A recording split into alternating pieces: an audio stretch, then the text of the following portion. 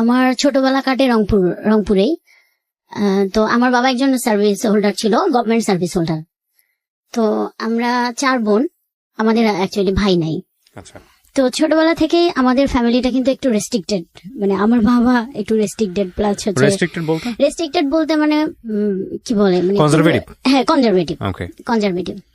তো আমার স্কুল কাটে রংপুরে। আমি যখন ক্লাস 1-এ ভর্তি হই তখনই আমার বাবা ট্রান্সফার হয়ে রংপুরে চলে আসে, মেইন শহরেই চলে আসে। ইভেন আমার বাবা ওইখানে হচ্ছে পরে আস্তে আস্তে ওখানে সেটেল হয়ে যায় আর কি। তো আমি রংপুরের একটা নামকরা স্কুলেই পড়ি।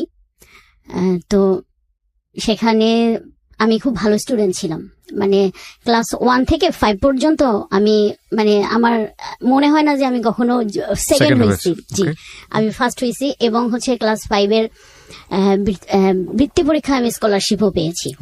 বাট এইটা যে আমি স্কলারশিপটা পাবো আমি কখনো চিন্তা করি নাই, কারণ আমার ধারণা ছিল যে মনে হয় পাবো না। কিন্তু আমার আব্বু সবসময় বলতো যে না, পাবা না কেন। তো সেক্ষেত্রে আমার আব্বুর একটা বিরাট ভূমিকা আছে। দেখা যায় তো আব্বু সারাদিন অফিস করার পর আমাকে পড়াইতো। হ্যাঁ, তো সেক্ষেত্রে আমার একটু বিরক্ত লাগতো। ছোট মানুষ ছিলাম তখন, একটু খেলতে যাইতে পারতাম না। তো আমি আম্মুকে বলতাম যে আম্মু সবাই খেলে, আমি কবে খেলতে পারবো। আর আমাদের বাসা, আমাদের আব্বুর মানে আমাদের অফিস থেকে, মানে আব্বুর অফিস থেকে আমাদের একটা কোয়ার্টার দিয়েছিল, সরকারি কোয়ার্টার। তো আমরা আমাদের ছোটবেলা ওইখানেই বেড়ে ওঠা। তো দেখা যাইতো যে আমার আরো যে 2টা ছোট ছোট বোন আছে, তারা খেলতো, আমি খেলতে পারতাম না। এই কারণে আমার নানান কমপ্লেন ছিল আমার আম্মু আব্বুর প্রতি। তারপরে এই আর কি, ওখান থেকে আমি খুব ভালো রেজাল্ট নিয়ে স্কুল শেষ করলাম। তারপরে আমি একটা গভর্নমেন্ট স্কুলে ভর্তি হইলাম। হওয়ার পর ওইখানে আমি ক্লাস, মানে এসএসসি পর্যন্ত খুব ভালোভাবেই আমার পড়াশোনা ছিল। তো এর মধ্যে নানান ধরনের প্রপোজাল পাই, যেটা হয় আর কি। তো আমার তখন কিন্তু সেই মুহূর্তে ওই ধরনের কোনো ইচ্ছা ছিল না, বোঝারও বয়সও হয় না, ইচ্ছাও ছিল না, কিন্তু আমার ভাল লাগতো, আমি খুব এনজয় করতাম। এবং প্রত্যেকটাই হচ্ছে আমি আমার আম্মুকে গিয়ে বলতাম, আম্মু জানো অমুক একটা ছেলে আজকে স্কুলে আসতে আমাকে চিঠি দিয়েছে। এবং প্রত্যেকটা চিঠি কিন্তু আমার আম্মু পড়তো। তো মানে আমার বাবাকে খুব ভয় পাইতাম, মানে যত স্কুল এসএসসি পর্যন্ত এসে আমার বাবার সাথে একটু গ্যাপ ক্রিয়েট হয়েছে, মানে একটু বড় হয়ে গেছি, তখন মনে হচ্ছিল যে একটু নিজের মতো চলবো। তো এইভাবে আমার স্কুল লাইফটা শেষ হইলো। এসএসসিও আমি মোটামুটি খুব ভালো করে মানে পাশ করে গেছি, যেটা এক্সপেকটেশন ছিল সেটা হয়তো পারি নাই, বাট রেজাল্ট খুব খারাপও হয় নাই। তো এরপরে আসলো আমার মেইন পয়েন্টও না, মানে আমার কলেজ জীবন। আমি গভর্নমেন্ট সরকারি ওমেন্স কলেজে ভর্তি হইলাম। ওখানেও ভর্তি হওয়ার পরে এই যে এখান থেকে কিন্তু আমার বাবার সাথে আমার আরো একটু বেশি গ্যাপ ক্রিয়েট হইলো। কারণ আছে কি? কারণ আছে বলতে এই যে মানে আমি খুব ভালো স্টুডেন্ট ছিলাম, আমি সায়েন্স নিয়ে পড়াশোনা করছি। তো আমি খুব ভালো একটা স্কুলে চান্স পাইছিলাম। আনফরচুনেটলি আমি সায়েন্সে চান্স পাই নাই, আমি আর্টসে চান্স পাইছি। কিন্তু আমার আব্বুর খুব ইচ্ছা ছিল আমার একটা মেয়ে ডাক্তার হবে। ও এর মধ্যে একটা কথা বলি, সেটা হচ্ছে আমার বড় আপুর কিন্তু ক্লাস 9-এ কি 10-এ বিয়ে হয়ে গেছে, কারণ আমার বড় আপু খুব সুন্দরী ছিল। মানে এত পরিমাণ ছেলেদের অত্যাচার ছিল আমাদের, হ্যাঁ ফ্যামিলি থেকে দিয়ে দিয়েছে। কিন্তু আমার বড় আপু মানে বিয়ের পরে কিন্তু সে কিন্তু মাস্টার্স কমপ্লিট করছে। আমার দুলাভাই বাইরে ছিল। তো এর মধ্যে আমি, বড় আপু তো শ্বশুর বাড়িতে চলে গেছে, ওখান থেকে পড়াশোনা, তো সে তার মতো আর কি সংসার জীবন করতেছে। তো আব্বু এখন চিন্তা করতেছে আমার একটা মেয়েকে তো আমি অনেক তাড়াতাড়ি বিয়ে দিয়ে দিছি, আর ওই মেয়েটার থেকে আমার এই মেয়েটা অনেক ভালো, পড়ালেখায় অনেক ভালো, বাকি 2টা তো এখনো ছোট ছোট। তো আব্বুর এটা ছিল যে তুমি সায়েন্স নাও। এখন আমার কথা হলো যে আমি খুব ভালো একটা স্কুলে চান্স পাইছি, মানে আমি ওই স্কুলটা ছাড়তে চাইতেছিলাম না। সায়েন্স আর্টস কোনো ফ্যাক্ট না, কিন্তু আব্বু এটা নিয়ে খুব একটু রিয়াক্ট করছে। আমি আর আম্মু অলমোস্ট ভর্তি হইতেও গিয়েছিলাম ওই স্কুলে। ঠিক যে টাইমে আমি ফর্মটা ফিল আপ করবো, ওই টাইমে আব্বু ফোন দিয়ে আম্মুকে বলছে যে না, আমি ওখানে পড়াবো না, তুমি ওকে নিয়ে আসো। আর ছোটবেলা থেকে আমরা যেটা দেখতাম যে আব্বু একটু খুব রাগী, আব্বু যেটা বলতো আম্মু সেটাই করতো, আর আমরা সেটাই করতাম। তা আম্মু আমাকে বললো যে যাই হোক, তোমার বাবা যেটা চাইতেছে সেটাও তো খারাপ না, তুমি একটু চেষ্টা করো, পাবা। কিন্তু আমার কেন জানি ভাইয়া তখন মনে হয়েছিল যে আমি হয়তো সায়েন্সটা নিয়ে পড়তে পারবো না, কেন জানি আমার মনে হয়েছে যে আমি হয়তো এসএসসিটা যে পরিমাণ একটা রেজাল্ট আমার আশা ছিল সেটা হয় নাই, আমি মনে হয় সায়েন্সটা পারবো না। আমি আম্মু আব্বুকে কাউকেই বুঝাইতে পারিনি। আচ্ছা। তো আব্বু আমাকে কি করলো, নিয়ে আসলো ওখান থেকে। নিয়ে আসার পর আমি সায়েন্সে ভর্তি হইলাম। এক পর্ব খুব জোর করেই ভর্তি হইলাম। আচ্ছা। আমার মনটা ওইখানে একটু ভেঙে যায় যে আমাকে চাপাই দিল। যাই হোক, বাসা থেকে ক্লাস করতেছিলাম। বাসা থেকে ক্লাস করতে আমার একটু অসুবিধা হচ্ছিল, কারণ কলেজটা একটু অনেক দূরে ছিল। একটা সময় আমি আব্বুকে গিয়ে বললাম, আব্বু আমার বাসা থেকে কলেজটায় যেতে অনেক সমস্যা হয়, তো আমি যদি একটা হোস্টেলে উঠি। আমাদের কলেজে হোস্টেল ছিল। তখন কি সেটা রংপুরে? জি ভাইয়া, রংপুরে। তো আব্বু বলছে যে না, কি এমন অসুবিধা হয়, আমি তো তোমাকে প্রতিদিন বাইকে করে নামাই দিই। তাই আমি বলছি, আব্বু প্রতিদিন বাইকে করে নামাই দিলে অনেক সময় হয় কি ক্লাসটা যেতে লেট হয়ে যায়, আর বাসায় আসতে আসতে আমারও খুব টায়ার্ড লাগে, পরে আর মানে রাতে বেশিক্ষণ আমি পড়তে পারি না, ঘুমাই যাই। তো এরকম করে করে 6 মাস আমি বাসা থেকেই ক্লাস করছি। 6 মাস পরে আমাদের এমনি একটা পরীক্ষা হয়। সে পরীক্ষাটার মধ্যে আমি খুব একটা ভালো রেজাল্ট করতে পারি নাই। তখন কিন্তু আমাদের রেজিস্ট্রেশন হয় নাই। তো সেখানে আমি কেমিস্ট্রি, এটা আমার মাথায় কিছুই ঢুকতো না। অন্যান্য সাবজেক্ট আমার কোনো প্রবলেম নেই, কিন্তু হ্যাঁ, কেমিস্ট্রিটা আমার মাথায় ঢুকতো না। আমি 6 মাস ক্লাস করার পর আব্বুকে বলছি, আব্বু এখনো তো রেজিস্ট্রেশন হয় নাই, আমি কিন্তু চাইলে চেঞ্জ করতে পারি, কারণ আমার মনে হয় যে আমার কেমিস্ট্রিটা একদমই মাথায় ঢুকতেছে না। তো আব্বু বলতেছে, না না সমস্যা নেই, আমি আরো 2টা মাস্টারের জায়গায় আরো 3টা মাস্টার রাখবো।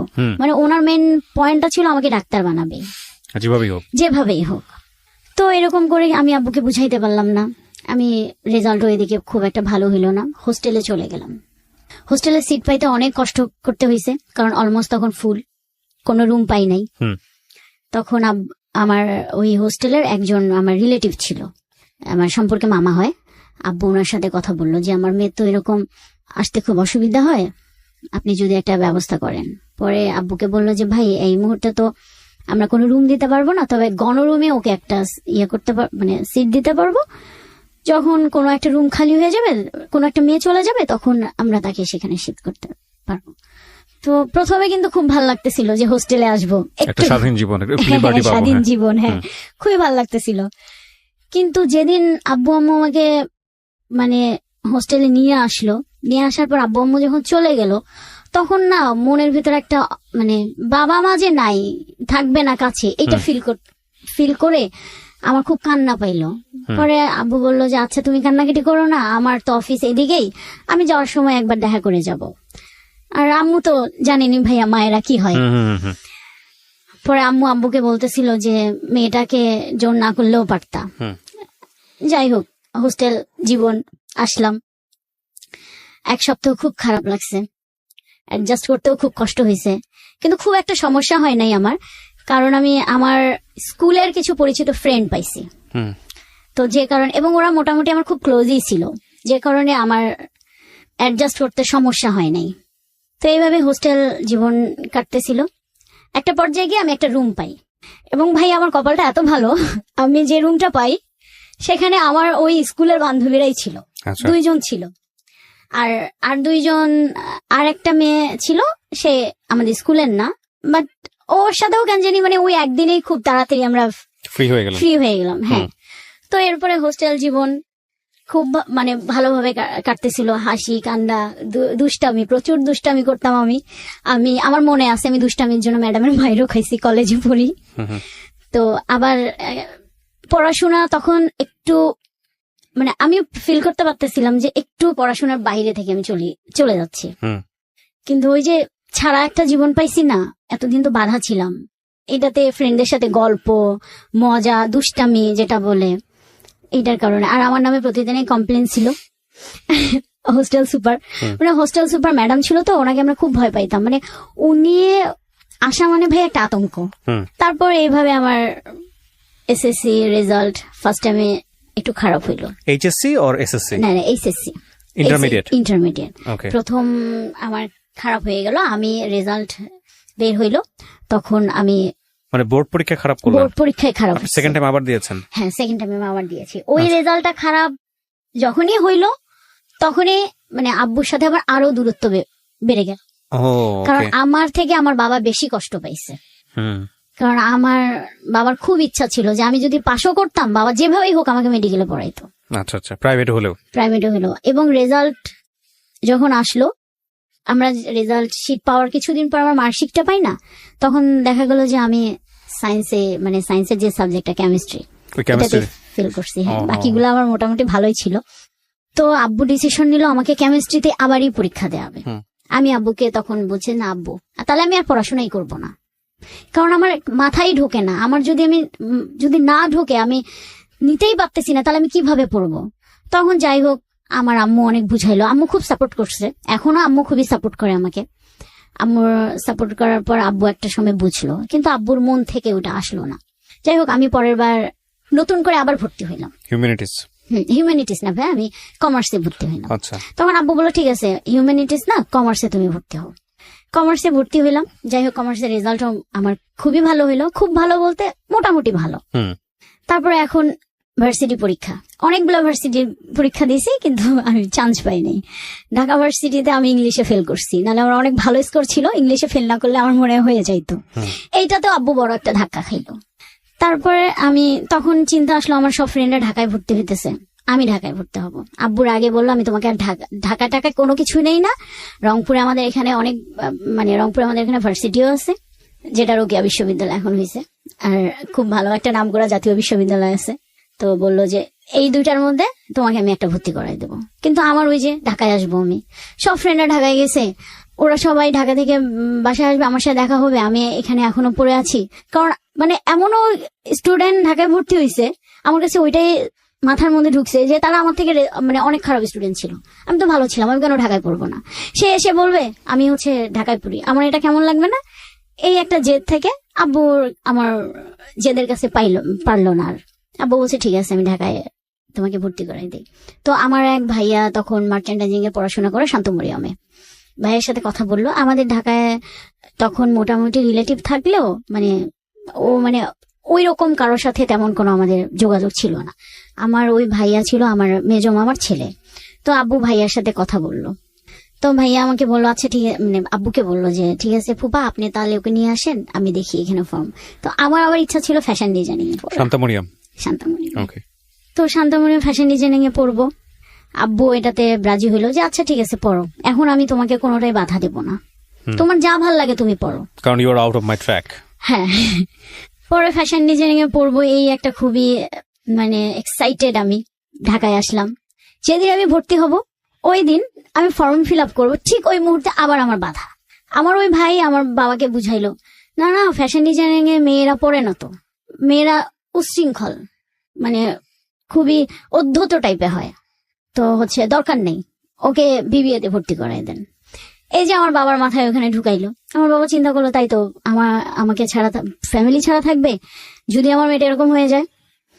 তো আমাকে ওইখানে আব্বু আবার বললো যে না, ফ্যাশন ডিজাইনিং এ পড়া যাবে না, তুমি এটাতেই ভর্তি হও, না হলে তুমি আমার সাথে চলো। কি আর করার, ভার্সিটিতে ভর্তি হইলাম। প্রথম ক্লাস সবকিছুই মিলে খুবই ভালো লাগলো।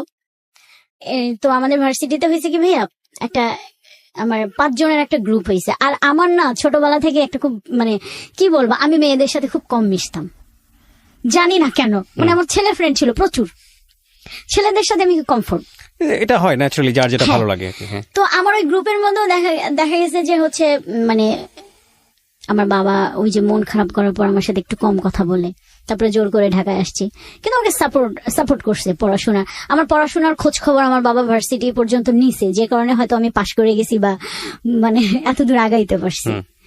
তো আমি ভার্সিটি লাইফে ফাঁকি দিতে পারিনি, কোনো স্কোপ ছিল না। বাবা রংপুরে থাকলেও দেখা যাইতো যে আমাকে ওইখান থেকে কন্ট্রোল করতো। আমাকে ফোন দিছে একটা, জাস্ট খুব নরমাল। আপনি শান্তমরিয়ামে যখন পড়তেন তখন থাকতেন কোথায়?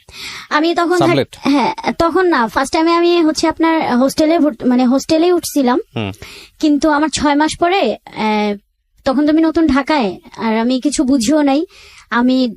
আমার পানিতে একটা প্রবলেম হয়েছিল, যেটা হয় আর কি সাধারণত ঢাকায় আসলে। শুধু জন্ডিস না, আমার অনেকগুলা রোগ হয়েছে।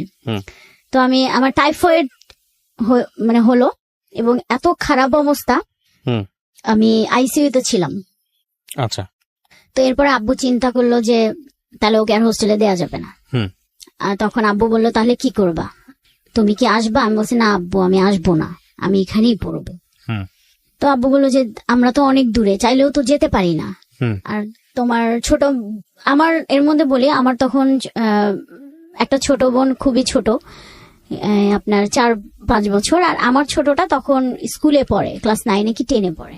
তো দুইটাই ছোট ছোট মোটামুটি। এখন এই দুইটাকে ছেড়ে তো আম্মুর ঢাকায় এসে থাকা সম্ভব না। পরে আম্মু বললো যে তাহলে এক কাজ করি, ওকে একটা সাবলেটে তুলে দেই, কারণ যদি ম্যাচ করে থাকে আমি গিয়ে ওখানে অনেকদিন স্টে করতে পারবো। তারপরে আমি উত্তরায় ছিলাম ভাইয়া, উত্তরায় একটা বাসায় আমি সাবলেট ছিলাম। তো আম্মু দেখা যেত আমাকে ঢাকায় 6 মাস, বাড়িতে 6 মাস, এরকম করে করে আমার আম্মু থাকা শুরু করলো। আপনার এখানে 6 মাস, বাড়িতে 6 মাস? বাড়িতে 6 মাস, হ্যাঁ। এর মধ্যে হইলো তখন আমি আমার 4th সেমিস্টার, 3rd সেমিস্টার শেষে 4th সেমিস্টারে আমি উঠছি। তো এর মধ্যে আমাকে আমার আব্বু একটা মোবাইল কিনে দিয়েছিল। আচ্ছা, এই প্রথম মোবাইল, এই প্রথম বলতে আমার এই প্রথম অ্যান্ড্রয়েড যে মোবাইল, আপনার স্যামসাং একটা মোবাইল কিনে দেয়। এরপরে তো আমি সবাই চিন্তা করলাম যে আমার এতদিন ছোট মোবাইল ছিল, আমি তো ফেসবুক ইউজ করতে পারতাম না। তো আমি একটা ফেসবুক অ্যাকাউন্ট খুলি। ফেসবুক অ্যাকাউন্ট খোলার পর ওই নানান ধরনের হচ্ছে মানে ফ্রেন্ডদের সাথে গল্প আড্ডা এটা সেটা, কিন্তু এর মধ্যে আমি যতই দুষ্টামি করি না কেন পড়াশোনাটা করতাম। মানে আমি যে 1 ঘন্টায় পড়তাম, আমি 1 ঘন্টা পড়াশোনাই করতাম। মানে সবার সাথে আড্ডা, আমাদের একটা গ্রুপও হইলো ভার্সিটির, তো এখানে মজা টজা, তো সবকিছু মিলেই মানে ভালো একটা সময়, ভালো মানে আমার মনে হয় সব থেকে বেস্ট সময় আমার ভার্সিটি লাইফ। হ্যাঁ, 3rd সেমিস্টার তখন আপনি? হ্যাঁ, 3rd সেমিস্টারে। 3rd সেমিস্টার শেষ হয়ে 4th সেমিস্টারে আমি উঠবো। এর মধ্যে ফেসবুক আমার না 3rd সেমিস্টারের পরীক্ষা, আমার ফাইনাল পরীক্ষা শেষ হয়েছে, আমি বাড়িতে গিয়েছি। তো আমার যতটুকু মনে পড়ে, ওটা একদম আমাদের রংপুরে তো অনেক শীত, ডিসেম্বর মাসটা প্রচন্ড শীতের টাইম। তো ওই আমি তখন বাড়িতেই ছিলাম, পরীক্ষা শেষ হয়েছে বাড়িতেই ছিলাম। তো এর মধ্যে হচ্ছে ফেসবুকে অনেকদিন পর মানে ওই যে ঘাটাঘাটি করতে করতে একটা মেসেজে গিয়ে আমার চোখ আটকাইছে। এখানে একটু কথা বলি ভাইয়া, সেটা হচ্ছে যে মানে আমি স্কুল লাইফ বলেন, কলেজ লাইফ বলেন, ভার্সিটি লাইফ বলেন, মানে আমার ছোট থেকে একটা না জিনিস কাজ করতো। মানে আমাকে অনেকে প্রপোজ করছে, অনেক ছেলেরা করছে, কিন্তু এই যে প্রেম যে বিষয়টা, প্রেম করব মানে এই জিনিসটা না সিরিয়াসলি মানে একটা রিলেশনশিপে যাব, এই জিনিসটা আমার তখনো পর্যন্ত আসে নাই, আসতো না। আর আমার ছোটবেলায় থেকে একটা জিনিস ছিল, না আমি কেন মানে একই ক্লাসের ছেলেদের সাথে প্রেম করব, কেন আমি অন্য মানে বড় ভাইদের সাথে প্রেম করব। আমার না ছোটবেলা থেকে আমি জানি না, মাথায় একটা জিনিস ঘুরতো, আমার থেকে 10-12 বছরে বড় হবে এরকম কেউ আমাকে প্রপোজ করলে আমি এদের সাথে প্রেম করব। মানে এরকম একটা আমার ছিল, জানি না কেন। তো বাসায় ওই টাইমটায় কোনো কাজ নেই, পরীক্ষা টরীক্ষা শেষ হয়েছে। আর তখন ওই টাইমটা আমাদের বাসায় আবার খুব মানে সব আত্মীয় স্বজন ছিল, বলতে আমার বড় বোন আসছে অনেকদিন পর, মানে এটা নিয়ে পুরো একটা মানে বাসার একটা খুব ভালো মোমেন্ট ছিল।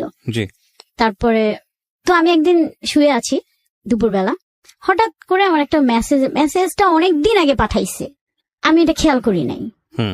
আমার এখনো মনে আছে 25 তারিখ হবে, কেউ একজন তখন চেনেন না আপনি? হ্যাঁ, চিনি না। সে আমাকে একটা মেসেজ দিছে, সে ডিরেক্ট এইভাবে বলছে, তোমাকে আমার ভাল লাগে, আমি তোমার সাথে রিলেশন করব, তুমি যদি রাজি থাকো আমাকে ইয়েস বলো, না থাকলে এই পর্যন্ত স্টপ। এটা কি ফেসবুকের ইনবক্স করেছে? ফেসবুকে ইনবক্স করেছে। চিন্তেন আপনি আইডি দেখে চেনা গেল ছেলেটাকে নাকি ফেক আইডি? আমি তখন খেয়াল করি নাই আইডিটা। আমি না ওই যে ওই রকম একটা মেসেজ দেখে মানে আমার খটকা লেগেছে যে কে, মানে খটকা থেকে আমার বেশি একটা ইন্টারেস্ট লেগেছে। মানে কেন লেগেছে যে সে একদম আমাকে ডিরেক্ট বলছে। তো আমি কিছুক্ষণ চিন্তা করছিলাম ওইটা নিয়ে, চিন্তা করে কি রিপ্লাই দেবো। আমি ভাবলাম যে না থাক, এরকম কতজনে কি দেয়, রিপ্লাই দেবো না। তো আমি ওই দিন আর রিপ্লাই দিই নাই, কিন্তু আমার মাথার মধ্যে কিন্তু ওই জিনিসটা আছে, কে কে কে না একটু আমি দেখতেই তো পারি। একদিন পর আমি ফেসবুকে মানে তার চিন্তা মানে প্রোফাইলটা গিয়ে আমি ভালো করে দেখতেছিলাম। তো দেখতে মানে প্রথম প্রোফাইল পিকচারটা দেখেই না আমার চোখটা আটকে গেছে। মানে আর আমি বলি আমার খুব লম্বা ছেলেদের প্রতি একটা উইক কাজ করে। ওকে ওকে। ছেলেটা না খুব লম্বা, মানে খুব স্মার্ট, যা হয় কি ছেলেরা স্মার্ট, মেয়েরা যেরকম একটা ছেলে পছন্দ করে, মানে তাদের হচ্ছে স্বপ্নের নায়ক থাকে না, যে মানে স্বপ্নের একটা চিন্তা করে যে এরকম হবে ওরকম হবে, ঠিক ওরকমই ছিল। তো আমার না দেখে খুব ভালো লাগতেছিল। পরে আমি স্ক্রল করে করে আপনার হচ্ছে প্রত্যেকটা ছবি দেখার পরে আমি কোনো রিপ্লাই দেই নাই। আমার ভালো লাগছে কিন্তু আমি রিপ্লাই দেই নাই। আমি দেখি কি করে। ঠিক তার একদিন পরে ছেলেটা দেখি আমাকে আবার টেক্সট করছে, কি ব্যাপার তুমি কিছু জানাইলা না? তখন আমি রিপ্লাই দিয়েছি যে আপনি কি আমার সম্পর্কে জানেন না আপনি আমাকে দেখছেন? তো বলছে যে আমি তোমার সম্পর্কে জানি না কিন্তু তোমাকে আমি দেখেছি, দেখেই আমার ভালো লেগেছে। আচ্ছা। তো এরপরে আমি মেসেঞ্জারে বেশ কিছুদিন কথাটা হয়েছে, বেশ কিছুদিনও না, আপনার 25 তারিখেও পাঠাইছে আর 31 তারিখে গিয়ে মানে ওর সাথে আমার কথা হয়েছে, ফার্স্ট ফোনে কথা হয়েছে। এই কয়দিন শুধু আমাদের মানে মেসেজিং এ কথা হইতো। ও আমাকে নাম্বার দিছে, দিয়ে বলছে যে তোমার মন চাইলে তুমি আমাকে ফোন দিও। এর মধ্যে ছেলেটা সম্পর্কে আমি জেনে নিছি যে সে কোথায় থাকে, তার বাসা ঢাকা। সে তখন একটা কোম্পানিতে জব করে, পড়াশোনা শেষ হয়ে গেছে। মানে তার কথা শুনে আমার মনে হলো, মানে ফ্যামিলি ব্যাকগ্রাউন্ড শুনে মনে হলো যে ভালো। তারপরে এই তো একটু একটু করে ভালো লাগা। আপনি জিজ্ঞেস করলেন না ওকে যে ও আপনাকে জানলো কিভাবে? হ্যাঁ, আমি জিজ্ঞেস করছি। তো আমাকে বলছে যে তোমাকে আমি একবার দেখেছিলাম, একটা বিয়েতে আমি দেখেছিলাম, ওনার এক বন্ধুর বিয়েতে সে আমাকে দেখেছিল। তো আসলে বন্ধুর বিয়েতে বলতে আমার এক বান্ধবী ছিল, মানে খুব ক্লোজ না, বাট আমাদের এই ভার্সিটির। তো ওর বন্ধুর সাথে আমার ওই বান্ধবীটার বিয়ে হয়েছে, তো আমি সেই বিয়েতে অ্যাটেন্ড করছিলাম। আচ্ছা। তো এর পরে আর কি সেটা আমি জানতে পাই। যাই হোক, সে হয়তো তার কাছ থেকে শুনেই আমার ফেসবুক আইডিটা নিয়ে বা আমার ওই বান্ধবীর সাথে আপনাকে নক করছে। তারপরে ওর সাথে আমার প্রথম দেখা হয়। মানে প্রথম 3-4-5 মাস খুব ভালো একটা সময় কাটছে, মানে ও খুব টেক কেয়ার করে ইয়ে করে। আমার কাছে মনে হচ্ছিল যে তখন খুব ভালো লাগতো, আবার একটা সময় খুব বন্দিও লাগতো, কারণ প্রত্যেকটা কাজে সে ইন্টারফেয়ার করতো। মানে এখানে গেলে তাকে বলে যেতে হবে, ওখানে গেলে বলে যেতে হবে, মোবাইল কেন, এটা মানে যা হয় আর কি। তো একটা পর্যায়ে সে আমাকে কিছু ইশারা ইঙ্গিতে বুঝাইতে চাইলো যে তার মানে একটা কিছু দরকার বা যে ব্যাপারটা। তখন আমি ওকে বুঝাইলাম যে দেখো, আমি খুব প্রত্যন্ত একটা অঞ্চল থেকে উঠে আসছি, আমি এইভাবে বড় হই নাই। তোমাকে আমার ভালো লেগেছিল, আমার মনে হয়েছিল যে তোমার সাথে আমার রিলেশন একটা ক্রিয়েট করা যায়, এবং তুমিও সিরিয়াস, আমিও সিরিয়াস ছিলাম। তো ব্যাপারটা হচ্ছে, তো তুমি যেটা করতে চাচ্ছ সেটা এই মুহূর্তে সম্ভব না। আমি খুবই একটা কনজারভেটিভ ফ্যামিলি থেকে উঠে আসছি, তো আমাদের যদি মানে যা হবে বিয়ের পর। কিন্তু সে তখন ঠিক আছে, ওকে আমি তোমাকে একটু পরীক্ষা করলাম, দেখি এখনকার মেয়েরা অনেকে হয়, এইভাবে সে আমার ব্রেন ওয়াশ করতো। সব থেকে ব্যাপার যেটা ভাই আমার জন্য খুবই একটা মানে শকিং একটা ব্যাপার, সেটা হচ্ছে যে ওর সাথে আমার ব্রেকআপ হওয়ার কারণটা হলো, আমার যে খুব ভালো ফ্রেন্ড ছিল, সামহাউ সে তার সাথে কোনো একটা ভাবে কানেক্ট হয়ে যায়। আচ্ছা। কানেক্ট হওয়ার পর তাদের মধ্যে একটা রিলেশন ক্রিয়েট হয়, যেটা আমি জানতাম না। মানে সে আমাকে বুঝতে দেয় নাই। মানে হয় না যে অন্যদিকে ডাইভার্ট হয়ে গেলে আমার দিক থেকে সরে আসা বা একটু সময় কম দেওয়া, মানে আমি কোনোভাবেই বুঝতে পারিনি। তো একদিন যখন ব্যাপারটা আমার সামনে চলে আসলো, খুব বাজেভাবেই সামনে চলে আসছে, তখন আমার অবস্থাটা এতটাই খারাপ ছিল, আমি ওকে মানে তখন ওর প্রতি আমার এত একটা ব্যাড ইমপ্রেশন যেটা বলেন, মানে এত একটা খারাপ অনুভূতি তৈরি হইলো যে আমি ওকে যে জিজ্ঞাসা করব সে রুচিটাও আমার হয় নাই। মানে আমার কাছে মনে হলো যে এটাই কি লাইফের একটা পার্ট, এটার জন্য কি মানে এত বড় একটা মানে সে আমাকে কষ্ট দেবে। ওই যে ওইখান থেকে আমার মাথার মধ্যে একটা ঢুকছে যে এটাই বুঝি লাইফের একটা পার্ট, ভালোবাসা কিছু না। আমার তো কোনো কমতি ছিল না, কিসে কমতি, এটাই আমার সবসময় মনে হইতো। তো এরপরে যাই হোক, সে অনেকবার আমার সাথে যোগাযোগ করার চেষ্টা করছিল। আমার ওইখান থেকে ওই দিনের পর থেকে একদমই টোটালি ক্লোজ। এরপরে আমার মাঝখানে খুব বাজে একটা অবস্থায় গিয়েছিল, কারণ রিলেশন ব্রেকআপ হয়ে গেছে, একটা এতদিনের অভ্যাস, এই একটা ঘটনাকে কেন্দ্র করে আপনার রিলেশনশিপ ব্রেকআপের দিকে চলে গেছে। ওকে। তো তখন আমি চিন্তা করলাম না, আমি আর কোনো রিলেশনশিপেই জড়াবো না, আমার এসবে দরকার নাই, আমি পড়াশোনা করি। আচ্ছা, বাট এটা নিয়ে আপনার মধ্যে মেন্টালি কোনো ইফেক্ট তৈরি হলো না? মেন্টালি ইফেক্ট তৈরি হয়েছিল, কিন্তু তখন আমার ফ্রেন্ড আমাকে খুব সাপোর্ট দিছে যে তুমি পড়াশোনায় মনোযোগ দাও, অন্য কোনো মানে কাজকর্মে বেশি বেশি করে তুমি ইয়া করো, ফোকাস করো, পড়াশোনাটা করো। তারপরে আমার সব থেকে, আমি আম্মুর কথা না বললেই হয় না, আম্মু আমাকে খুবই সাপোর্ট করছে। ওকে, বাট আপনি শেয়ার করেছিলেন সবার সঙ্গে? আমি আমার আম্মুর সাথে শেয়ার করছি, আম্মু খুবই সাপোর্ট করছে, আম্মু আমার সাথে ফ্রেন্ডের মতো মেলামেশা করছে। তো যে কারণে না মানে আমার ফ্যামিলি বলেন, আমার ফ্রেন্ড সার্কেল বলেন, আমি না খুব তাড়াতাড়ি ওইটা কাটায় আসছি। কিন্তু ভাইয়া কাটায় আসলে ওই যে আমার মাথার মধ্যে ওইটা চেপে বসছে যে আসলে ভালোবাসা কিছু নাই, ভালোবাসা যদি আমরা ধরে রাখতে চাই তাহলে এটা দরকার, নাহলে এত ভালোবেসেও আমি একটা মানুষকে কেন ধরে রাখতে পারলাম না। আমার মাথার মধ্যে ওইটা চেপে বসছে। যাই হোক, তারপরে আমার এরকম কোনো ইয়ে ছিল না, আমি পড়াশোনা শেষ করলাম আমি 2016-তে। আমার বিবিএ শেষ হয়ে গেল। এর মধ্যে আমি মানে জব সার্চ করতেছিলাম যে পড়াশোনা তো হয়ে যায়, আমি একটা জব সার্চ করি। তো জব সার্চ করতে করতে সামহাও আমি একটা জবে ঢুকে পড়ি।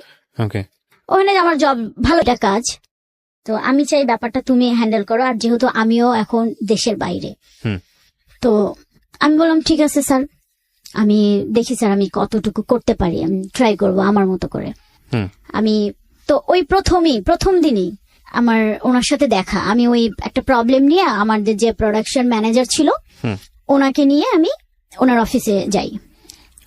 আমি এখানে একটু ছোট্ট করে বলি, একটা ফ্যাব্রিক্স এর ডিজাইনের ভুল হয়েছিল, মানে একটা ডিজাইন পুরাটাই উল্টা হয়ে গেছে। তো এটা তো কোনোভাবেই তো বায়ার অ্যাকসেপ্ট করবে না, কিন্তু আমার মালিকের কথা হলো এটা বায়ারকে অ্যাকসেপ্ট করাইতে হবে। কিভাবে করাবা, কোন মানে ব্রেন খাটাইলে, বুদ্ধি দিয়ে এইটা তুমি চালাইতে পারবা, কারণ এখানে আমার অনেক প্রফিট লস হয়ে যাবে। তো এটা হচ্ছে তুমি ম্যানেজ করো, আমি মনে করি তুমি পারবা। তো আমি ওইটা নিয়ে ওনার সাথে কথা বললাম, ফোনে কথা বলি ফার্স্ট টাইমে। অ্যাজ ইউজুয়াল স্যার অ্যাকচুয়ালি যা হবার হয়ে গেছে, একটু দেখেন স্যার কোনোভাবে ম্যানেজ করে। আমি ওনাকে চাচ্ছিলাম যে কনভিন্স করে ম্যানেজ করে উনি বায়ারকে কনভিন্স করুক, আমার জিনিসটা যেন শিপমেন্ট হয়ে যায়, নাহলে আমার কোম্পানি সত্যি একটা খুব বড় একটা লস খেয়ে যাবে। পরে উনি বললো আচ্ছা আপনি এক কাজ করেন, আর সব থেকে মজার ব্যাপার হলো উনি আমাকে যতই বুঝাইতেছিল ডিজাইনটা, আমি ঠিক তার উল্টা বুঝতেছিলাম। একটা পর্যায়ে উনি খুবই বিরক্ত, উনি আমাকে বললো তুমি ইয়া করো, আপনি ইয়া করেন, আপনাকে ফোনে আমি বুঝাইতে পারবো না, আপনি আপনার টিম নিয়ে আমার অফিসে চলে আসেন। আমি পরে বললাম ঠিক আছে স্যার, তাহলে আমি আজকে আর যাবো না, কালকে একদম সকালে আমি আপনার অফিসে চলে যাই। আমি ওনার অফিসে চলে গেছি, মানে ওনার অফিসে যাই, আমি আমার টিম নিয়ে বসে আছি। তো সব এখানে একটা মজার কথা বলি, ওনার যে নাম, ওই নামে ওই অফিসে আরো 4 জন। আমি রিসেপশনে বসে আছি, আমি তো তখন পর্যন্ত ওনাকে দেখি নাই, আমার সামন দিয়ে উনি ঘুরপাক করতেছে। আমি যে রিসেপশনে বলছি যে আমি মানে ওনার নাম বলছি যে আমি অমুক স্যারের সাথে দেখা করতে আসছি, তো ওনারা, আমি এখানে একটা ছোট্ট ভুল করি, মানে আমি ওনার পুরা নামটা বলি নাই, না বলে জাস্ট একটা নামের পার্ট বলছি, তো যে কারণে ওই নামের পার্টটাই অফিসের আরো 3-4 জন আছে। তো উনি রিসেপশন থেকে আমাকে কনফার্ম করলো, ম্যাডাম আপনি একটু বসেন, স্যার তো বাইরে গেছে, স্যার আসতে একটু লেট হবে। আমি বসে আছি, কিন্তু যে যার কাছে আমি গিয়েছিলাম সে আমার সামন দিয়ে ঘুরপাক করতেছিল, মানে উনিও আমাকে খুঁজতেছিল যে কি ব্যাপার, ওনার আসার কথা ছিল, উনি এখনো কেন আসতেছিল না। তো এরকম করে 1 ঘন্টা চলে গেছে, যাওয়ার পর উনি আমার সামনে আসছে, এসে আমাকে জিজ্ঞাসা করছে যে আমার যদি খুব ভুল না হয় তাহলে আপনি কি সুভা? তো আমি চেয়ার থেকে মানে উঠে দাঁড়ায় ওনার মুখের দিকে তাকায় আছি, এমন ভাবে তাকায় আছি, মানে আমি কি বলবো। পরে আমি খুব আস্তে করে বললাম যে জি স্যার আপনি। বলছে যে আপনি তো আমার কাছেই আসছেন। আমি আর কি বলবো ভাইয়া, লজ্জায় মানে মাথা একদম নিচু করে ফেলছি। বলছে যে আপনি কি বলছেন রিসেপশনে? আমি বলছি স্যার আমি অ্যাকচুয়ালি এটা বলছি। পরে বললো আচ্ছা আমার ঠিক আছে, সমস্যা নেই, এটা হইতেই পারে, এই নামে 4 জন আছে তো ওরা বুঝে নাই। যাই হোক, আমরা আমাদের ওই প্রবলেম নিয়েই কথা বলতেছিলাম, উনি খুব হেল্প করছে ওই ব্যাপারটায়। আমি বললাম যে স্যার এটা একটু দেখেন, আপনি কোনোভাবে বায়ারকে যদি এটা শিপমেন্ট করাইতে পারেন তাহলে আমাদের খুবই প্রবলেম হয়। পরে আমার টেকনিশিয়ান যে ওখানে ছিল তাদের টেকনিশিয়ান মিলে আমরা ওইখানেই আর কি বুদ্ধি পরামর্শ করতেছিলাম যে কিভাবে এই জিনিসটাকে আমরা সলভ করি। পরে উনি বললো যে দেখেন এইভাবে করতে পারেন, সেক্ষেত্রে হচ্ছে মানে যদি আর কি ওয়াশে যদি আমার জিনিসটা ফেসে না যায়, যদি ফেসে না যায় আমার কোনো প্রবলেম নেই, ফেসে গেলে আমার প্রবলেম, কারণ আমার ওটা আমি শিপমেন্ট করতে পারবো না, বায়ার নেবে না। আর সব থেকে বেটার হয় আপনি এখনই যান, আপনি ডিরেক্ট বাইং অফিসে চলে যান, আমি নাম্বার দিতেছি, দেখেন উনি কি করতে পারে। পরে আমি সাথে সাথেই আর এর মধ্যে উনি বললো যে আমি তাহলে আমার অফিসে ডিএমডি স্যারের সাথে কথা বলি, যেহেতু আপনি একটা মেয়ে মানুষ আসছেন। তারপরে ভাইয়া আমি সাথে সাথেই চলে গেলাম ওই বাইং অফিসে, ওনার সাথে দেখা করলাম, কিন্তু ওখানে গিয়ে খুবই একটা আশানুরূপ রেজাল্ট হইল না, খুব মানে মন খারাপ একদম আমার। আমি বাসায় চলে আসলাম, এর মধ্যে তো আমার বস কি হইলো আমি কিচ্ছু জানি না, দোষটা কার? আমি বলছি স্যার দোষটা আসলে কারোই না, আবার মানে আমাদেরই। পরে বললো তাহলে আপনি দেখেন কি করবেন। না হলে কি আর করা, হয়ে গেল, লস যদি হয়ে যায় আমার তো কিছু করার নাই, কিন্তু যতক্ষণ পারবেন চেষ্টা চালাই যান আপনার দিক থেকে।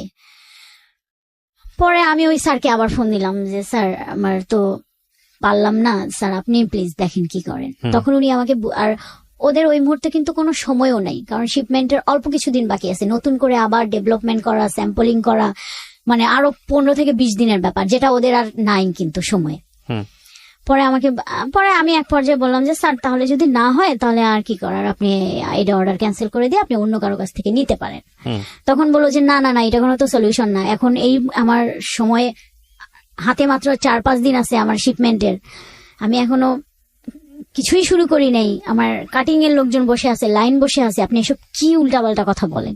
আমি বলছি তাহলে এটাই নিতে হবে, আমার কোনো উপায় নেই, আমি নতুন করে আর আপনাকে প্রোডাকশন করে দিতে পারবো না। তো আপনি যেখানেই নেন না কেন, আমার কাছ থেকে নেন, অন্য কারো কাছ থেকে নেন, আপনাকে মিনিমাম 25 দিন সময় লাগবে।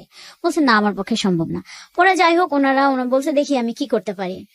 ওনারা ওনাদের অফিস সে ওনার স্যার, ওনার ম্যাডাম, এদের সাথে আলোচনা করলো। আমাকে পরের দিন বিকালবেলা আমাকে ফোন দিয়ে বললো যে আপনি এক কাজ করেন, আপনি ফেব্রিক্সটা পাঠিয়ে দেওয়ার ব্যবস্থা করেন,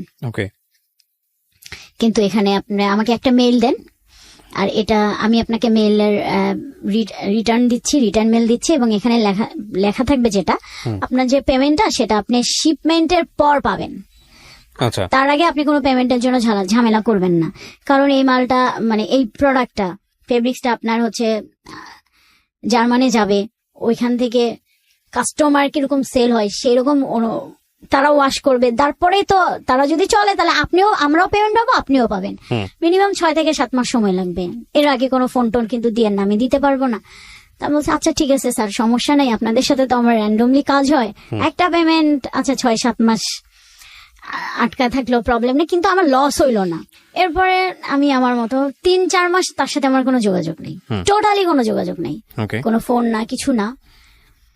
হঠাৎ একদিন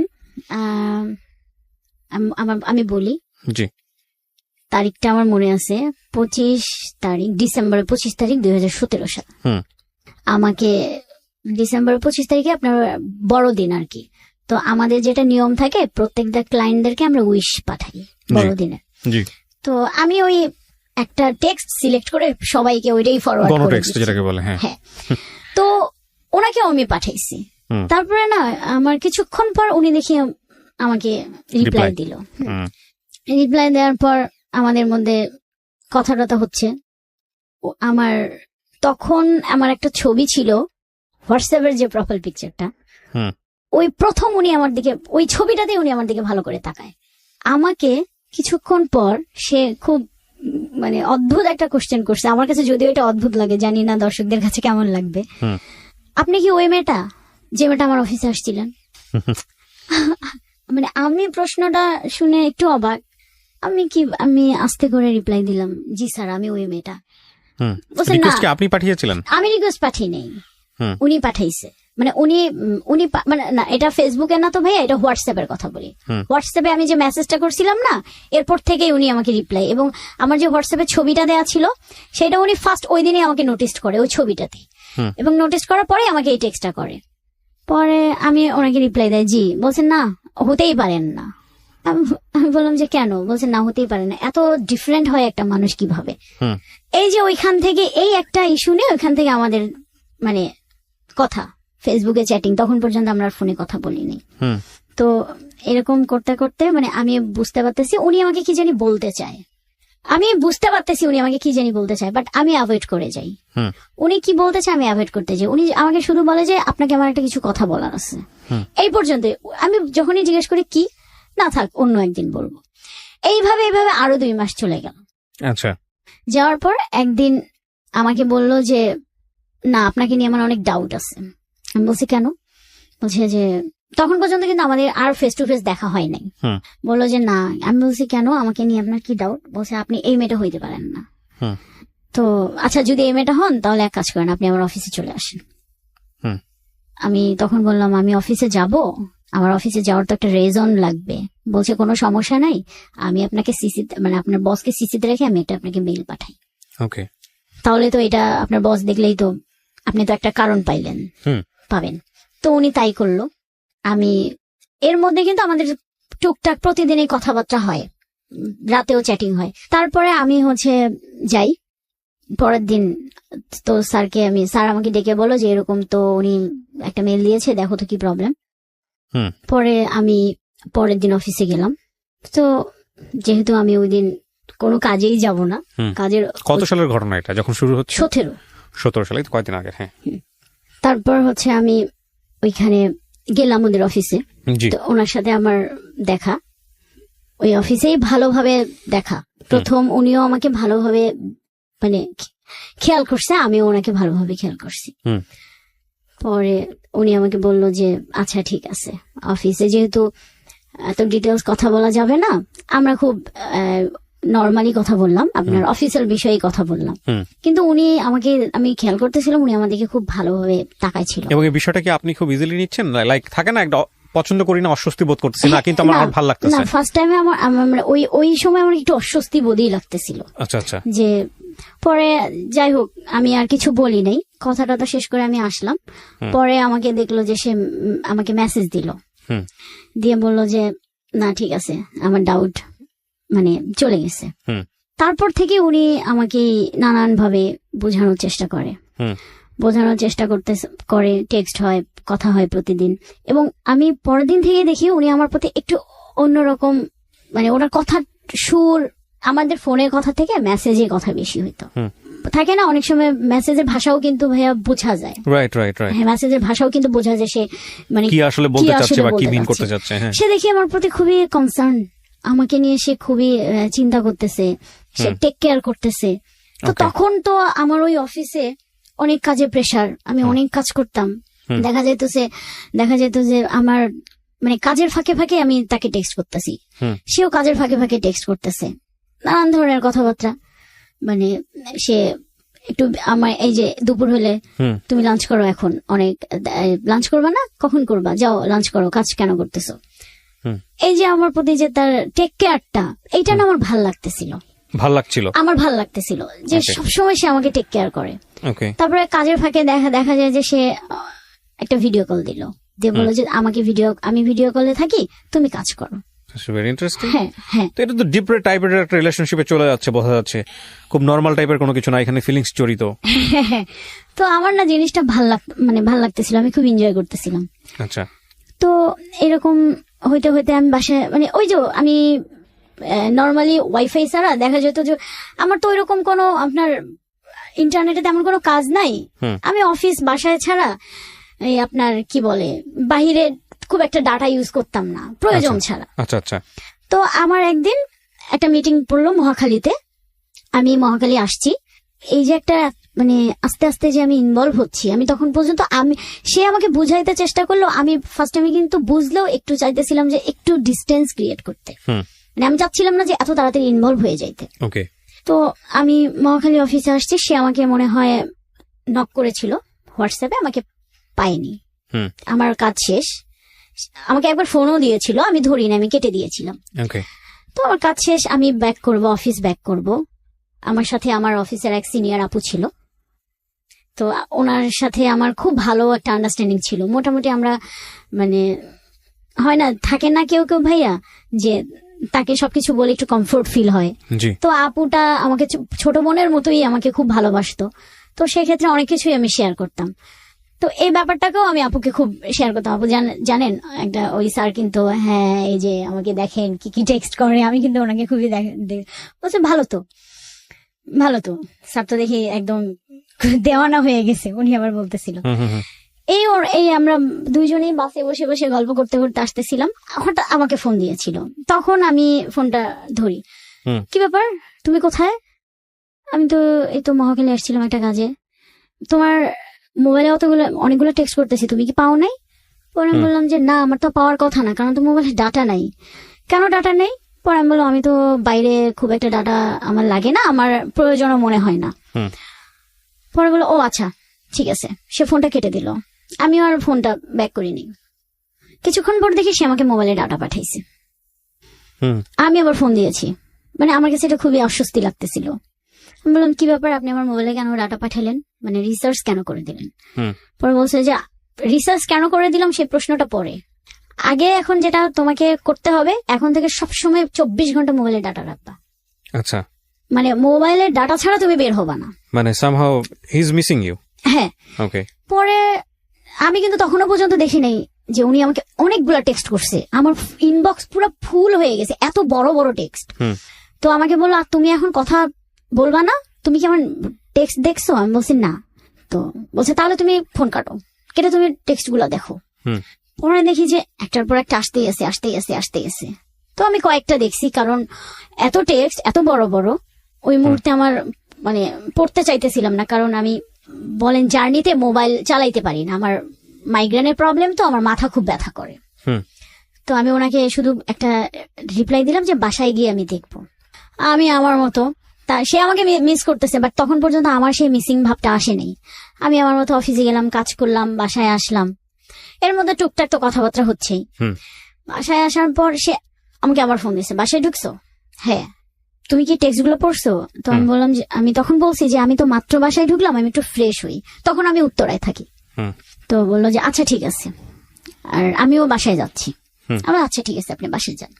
আমি ফ্রেশ হইলাম, হয়ে টেক্সট গুলা পড়লাম, মানে এত টেক্সট এত বড় বড়, আমার এত কিছু মনে নাই, অনেক বড় বড় তো মনে থাকে না, কিন্তু আমার লাস্টের একটা কথা খুব মানে ভালো লাগছে পড়ে, যে সে আমাকে সারাদিন খুব মিস করতেছিল। তারপরে এরকম করে করে কথা হইতে হইতে আমিও একটা পর্যায়ে ইনভলভ হয়ে গেলাম। মানে আপনি মানে জায়গা থেকে গ্রিন সিগন্যাল দিলেন। এর মধ্যে সে আমার প্রচন্ড টেক কেয়ার করতেছিল, প্রচন্ড করতেছিল। টেক কেয়ারের মাত্রা এরকম ছিল, আমি জানি না যে এটা আসলে আমার কোন দিক দিয়ে যাচ্ছিল, ভালোর দিকে না খারাপের দিকে যাচ্ছিল, আমি জানতাম না। সে একটা পর্যায়ে আমাদের রিলেশনশিপটা একটু না মোটামুটি ডিপ হয়ে গেল। তারপরে তখনই আমি জানতে পারলাম, এর মধ্যে কিন্তু আমি কোনোদিনও কোশ্চেন করি নাই। তখন সে আমাকে নিজে থেকে বলছে যে সুমাইয়া আমি একটা কথা বলবো। আমি বলছি ঠিক আছে বলেন।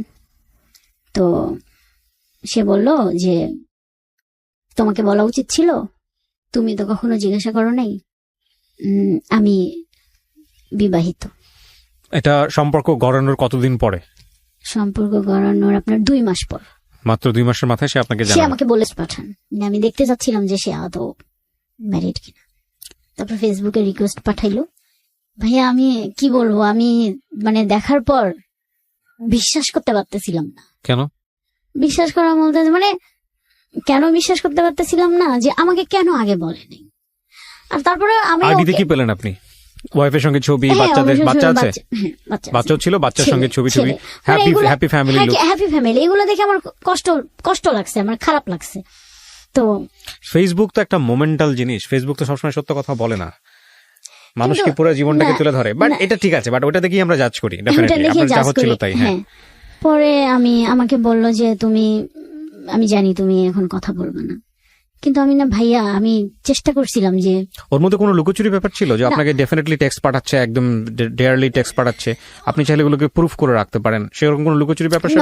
ওরকম সে লুকোচুরি করতো না, সে কোনো লুকোচুরি করতো না।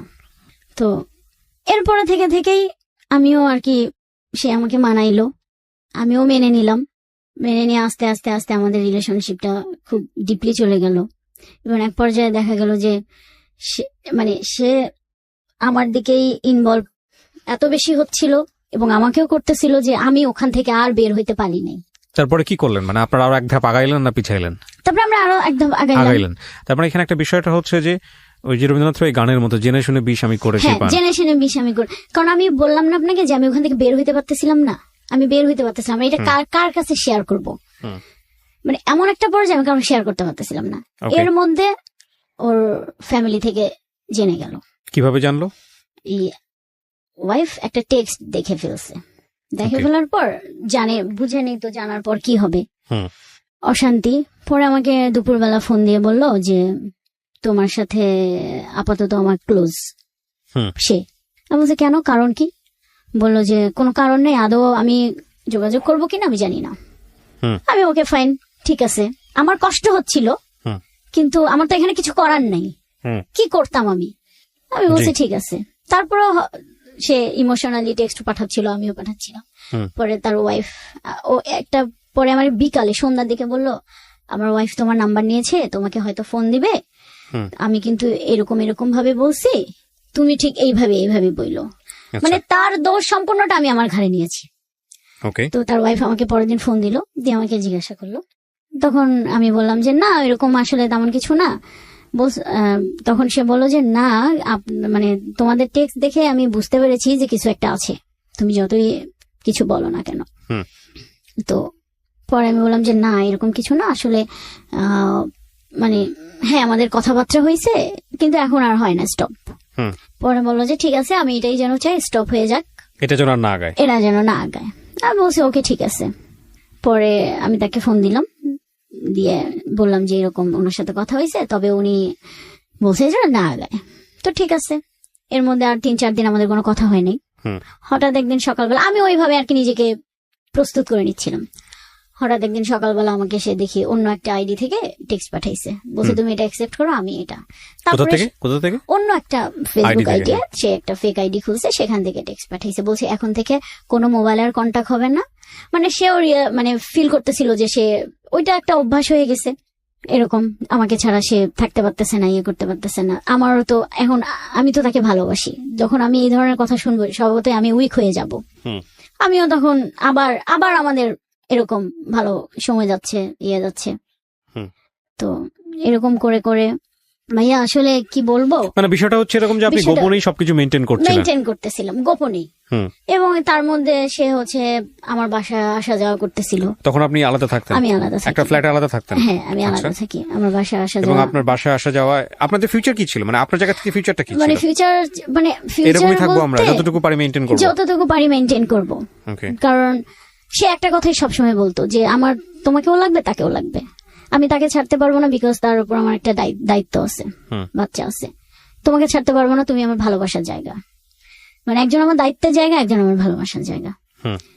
তো এরকম করে করে আমাদের রিলেশনশিপটা এত গভীরে চলে গেল যে যেখান থেকে সেও আর পারতেছিল না বের হইতে, আমিও আর পারতেছিলাম না বের হইতে।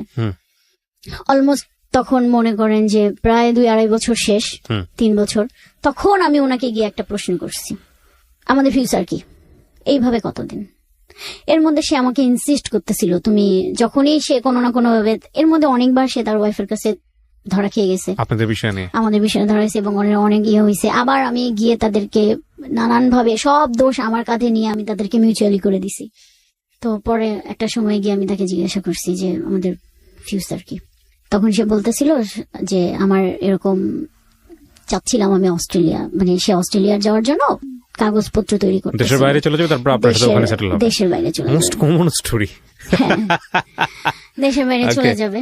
পরে তখন বলছে ঠিক আছে দেশের বাইরে চলে যাও, কোনো সমস্যা না, যদিও আমি চাই নাই সে দেশের বাইরে যাক। তো আমি বলছি ঠিক আছে তুমি দেশের বাইরে যাও। ও আমি একটু বলি, এর মধ্যে সে আমাকে যখনই তার ওয়াইফের কাছে ধরা মানে বিষয়টা চলে আসে, তখন সে আমাকে ইনসিস্ট করে তুমি বিয়ে করো। কিন্তু আমার কথা হলো আমি কেন বিয়ে করব, আমি এত দূর এসে, মানে আমি তো পারবো না। আর শুভা, আপনি আমাকে একটু বলেন আপনার প্ল্যান কি ছিল? ওর ফিউচার প্ল্যান বাদ দেন, আপনার প্ল্যান কি ছিল? আপনি ওকে বিয়ে করবেন?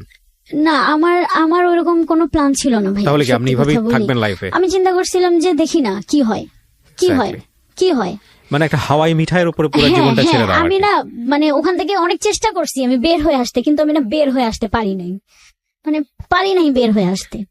চেষ্টা যে করি নাই ভাইয়া তা কিন্তু না, আমি প্রচন্ড চেষ্টা করছি। চেষ্টা মানে কি আপনি আরো কার প্রতি ফলেন হওয়ার চেষ্টা করতেছেন? না, আমি কারো প্রতি না, মানে আমি নিজে থেকেই নিজেকে মনকে বোঝাচ্ছিলাম যে এটা তো হবে না, মানে এটা তো কোনো ফিউচার নাই।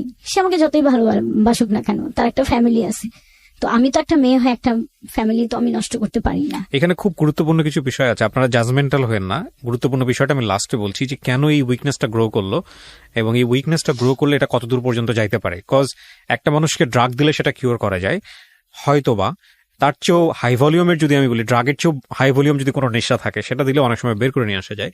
বাট ওয়ান থিং যেটা দিলে কিওর করা খুব মুশকিল, পুরো লাইফটা নিয়ে টানাচড়া শুরু হয়ে যায়, সেটা ওনার জীবনে ঘটেছে। উনি হয়তো পরবর্তীতে এগ্রি করবে, সেটা নিয়ে কথা বলবো আমরা একেবারে শেষের দিকে এসে। এর মধ্যে তো এরকম করে করে আমাদের চলতেছে, এর মধ্যে দেখা সাক্ষাৎ মানে সবকিছুই নর্মাল। সেও পারতেছে না, আমিও পারতেছি না, আমি পারতেইছি না, সেও পারতেছে না, আমি তার দোষ দেব না। সে বলতেছে যে আমার ছাড়া সম্ভব না, কিন্তু সে তার ওয়াইফকেও ম্যানেজ করতে পারবে না, কারণ তার ওয়াইফ এটা কোনোভাবে মেনে নেবে না। আমিও তাকে কোনো ফোর্স করিনি। লাস্ট ফেব্রুয়ারির 7 তারিখে আমাদের খুব একটা ঝগড়া হয়। তোর ওয়াইফের সঙ্গে তার কি লাভ ম্যারেজ ছিল? হ্যাঁ, লাভ ম্যারেজ ছিল। তার হচ্ছে আমাদের ঝগড়া হয়, প্রচন্ড ঝগড়া হয়, এবং এর মধ্যে সে আমাকে মানে ভালোবাসার সন্দেহ বলেন যা একটা রিলেশনশিপে থাকে। তো আমাকে সামান্য একটা ব্যাপার নিয়ে, আমার মোবাইল শুধু অফ হয়ে গেছিল, এটা ব্যাপার নিয়ে সে আমাকে এত পরিমাণ সন্দেহ করছিল যে, না সরি, মোবাইল বন্ধ ছিল না, মোবাইলটা আমি ওই দিন সকাল থেকে ওর সাথে আমার একটা ব্যাপার নিয়ে ঝগড়া।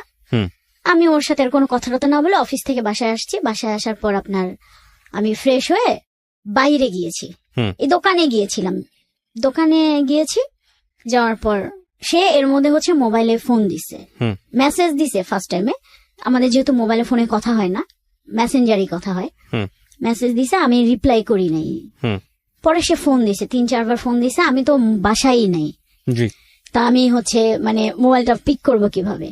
তো সে আমার মোবাইলে একটা অ্যাপস ইনস্টল করে রাখতো সব সময়, আমি কোথায় যাই কি করি সে ওই অ্যাপসটার মাধ্যমে কিন্তু ফ্রন্ট ক্যামেরা চাইলে মানে আমার ডিভাইসটা সে কন্ট্রোল করে। ও মানে আপনি কি করতেছেন না করতেছেন সব সময় সে আমাকে দেখে।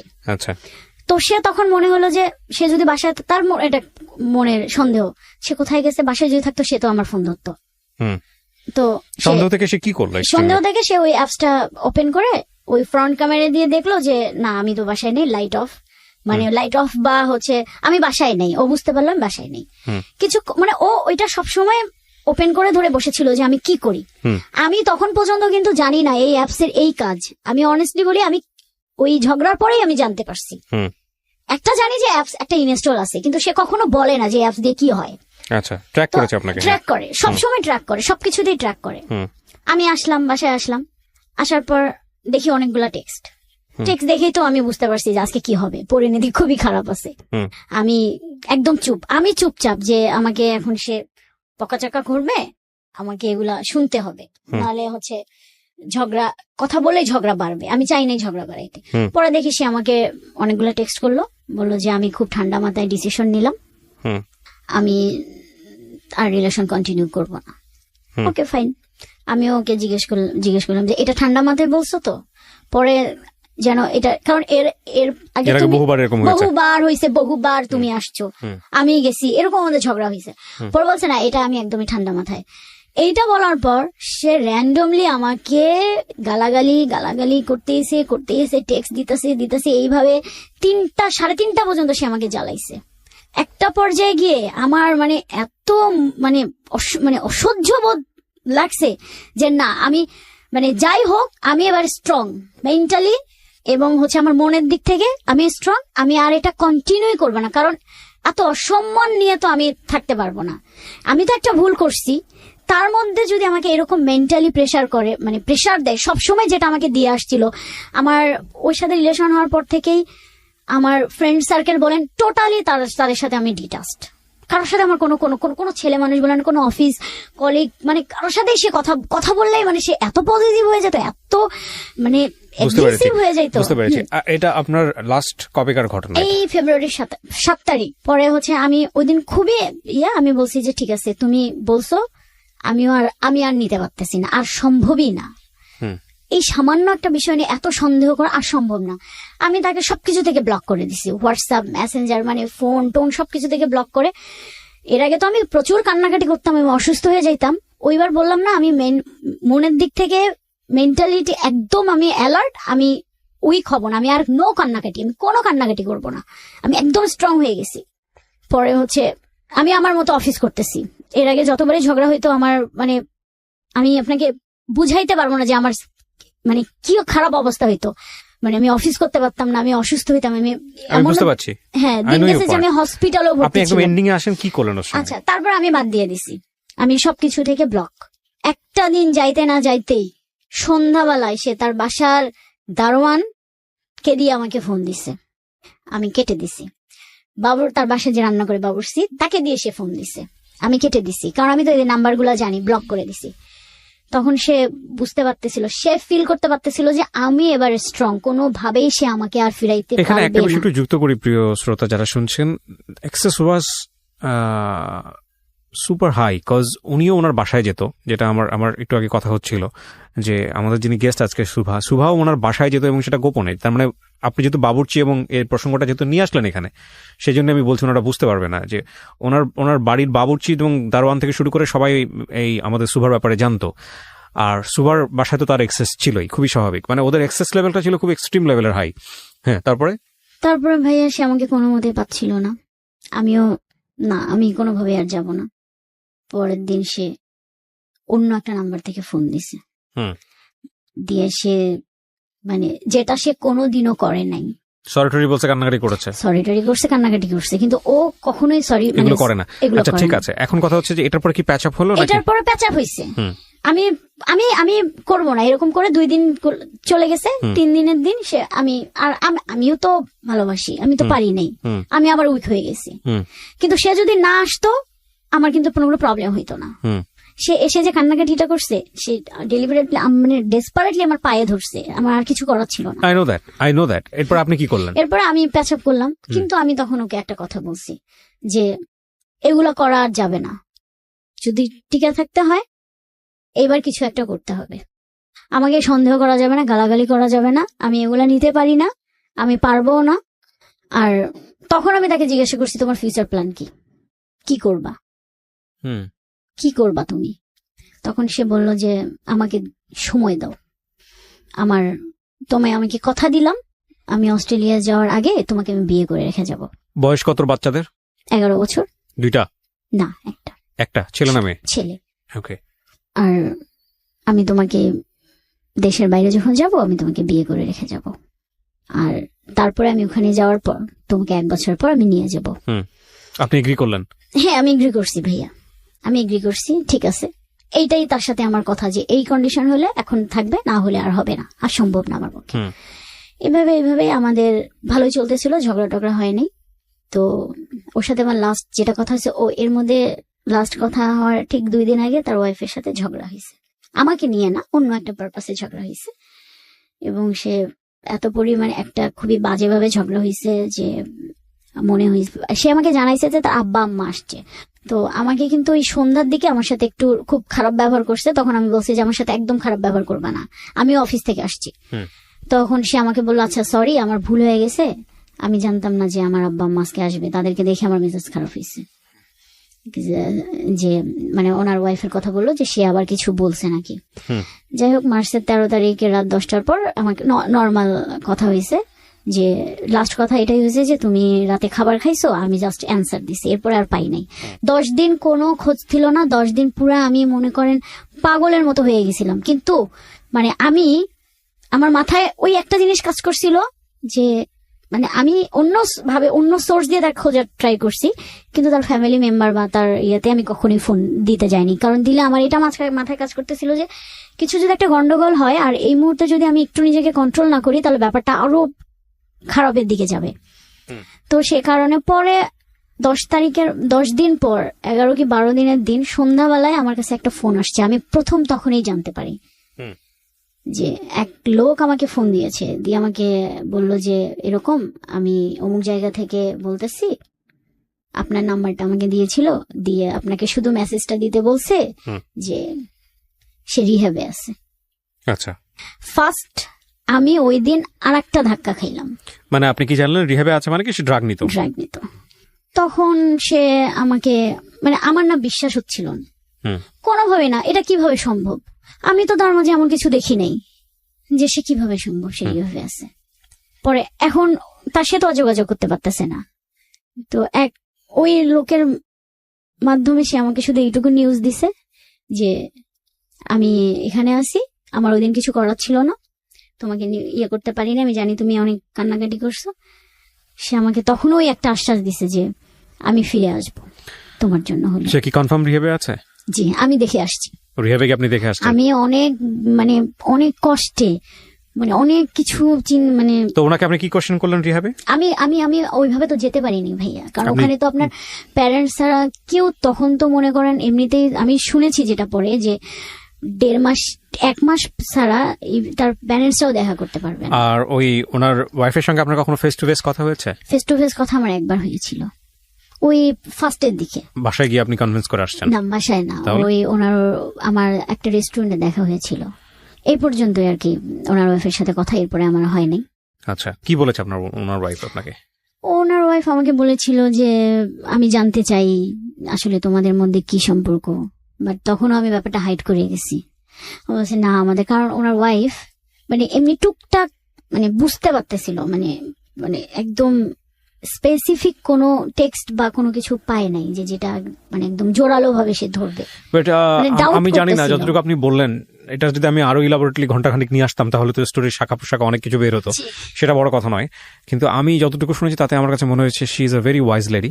আমি জানি না উনি কিভাবে কতটুকু রিয়াক্ট করেছেন ওনার সংসারে, বাট উনি অনেক ঠান্ডা মাথায় বিষয়টা হয়তো ডিল করার চেষ্টা করছেন, এবং আমি অবশ্যই ওনাকে আমার এই অনুষ্ঠান থেকে রেসপেক্ট করি। 1 2 নাম্বার হচ্ছে যে আপনার এই গল্পটা আপনি কেন বললেন? আমি আগে প্রশ্নটার অ্যান্সারটা নেই, তারপর আমি আমার কথা বলে অনুষ্ঠান শেষ করব। ভাইয়া, আমি এই গল্পটা বলতে আসছি এই কারণেই যে আমি তো ভুল করেছি, আমি চাই না যে আর কেউ এরকম একটা সম্পর্কে জড়াক। ভুলটা আপনার কোথায়? ভুলটা এটাই যে আমি একটা ম্যারিড পার্সনকে ভালোবেসে ফেলছি, যা আর তার থেকে বড় ভুল যে এটার কোনো ফিউচার নেই, এই সম্পর্কের কোনো ফিউচার নেই। কিন্তু আপনি কারোর প্রতি ফল ইন হয়েছেন, সবকিছু জেনে শুনে তো মানুষ ফল ইন হয় না। মানুষ ফল ইন, আমাদের সায়েন্স যেটা বলে, মানুষ এক নজরে দেখেই প্রেমে পড়ে যায়। মানুষ এমন হয় যে পাশ দিয়ে হেঁটে গেছে, শরীরের স্মেলেই প্রেমে পড়ে গেছে, এরকম ঘটনা ঘটেছে। সেখানে আমাদের দোষের কিছু নাই। কিন্তু আপনি 2 মাস যখন ওনার সঙ্গে এরকম সম্পর্কে থাকার পরে যখন জানতে পারলেন, আপনাকে যখন কনফেস করলো যে হি ইজ আ ম্যারিড গাই, তখন আপনি আপনার এই ইলিউশনের জায়গা থেকে হোক, ভালোবাসার জায়গা থেকে হোক, আপনি ওখান থেকে বের হয়ে আসতে পারেন নাই। আচ্ছা, এটা না পারাটাও আমি আপনার দোষের মনে করি না, হয়তো এটা সময় লাগতো, কারণ আপনি মেন্টালি উইক হয়ে গেছেন। কিন্তু দোষের জায়গাটা কোনটা জানেন? দোষের জায়গাটা হচ্ছে আপনি সেখান থেকে অ্যাডভান্স লেভেলে চলে গেছেন। আপনি যদি এগ্রি করেন তাহলে আমি বলবো যে আপনি যতটুকু ছিলেন ওখানে, তখন থেকে যদি আপনি আরেকটু সামনের দিকে না যেতেন, যেটা হয়তো আমি একদম খোলামেলা ভাবে বলছি না, যেটা হাজবেন্ড ওয়াইফ টাইপের রিলেশনশিপে চলে যাওয়া এবং ওইভাবেই লাইফ লিড করা, ওই জায়গাটায় আপনি যদি না যেতেন তাহলে ডিপেন্ডেন্সিটা একটু হলেও কম হতো। বারবার আপনার ব্রেন সিগন্যাল দিত যে মানুষটা ম্যারিড, এই মানুষটার একটা জীবন আছে, এই মানুষটার একটা বাচ্চা আছে, আমি চাইলেই সেটার ক্ষতি করতে পারি না। সো আপনি যেহেতু ওইভাবে ইনভলভ না হলে, তাহলে আপনি ধীরে ধীরে ওখান থেকে স্কেপ করতে পারতেন, এবং সেটা খুব ওয়াইজ ডিসিশন হতো। কিন্তু না করে আপনি আরো এক ধাপ ভিতরে চলে গেছেন, এবং ওই একদম জেনে শুনে বিষ পান করছেন যা থাকে কপালে। ভয়ঙ্কর রকমের ভুল সিদ্ধান্ত। তো যেটার মাসুল যেটা আমাকে এখন দিতে হচ্ছে, আমি জানি না, হয়তো আরো সামনে দিতে হবে, কারণ আমার সব থেকে যে মাসুলটা আমি দিচ্ছি যে আমার বাবা আমার সাথে কথা বলে না। না, ডেফিনেটলি আপনার বাবা আপনার সঙ্গে কথা বলে না, সেটার যথেষ্ট লজিক আছে। আর দ্বিতীয় কথা হচ্ছে যে দেখেন, আমি তো নিজেও বাবা, প্রত্যেকটা বাবাই কিন্তু তার সন্তানকে নিয়ে অনেক বড় স্বপ্ন দেখে।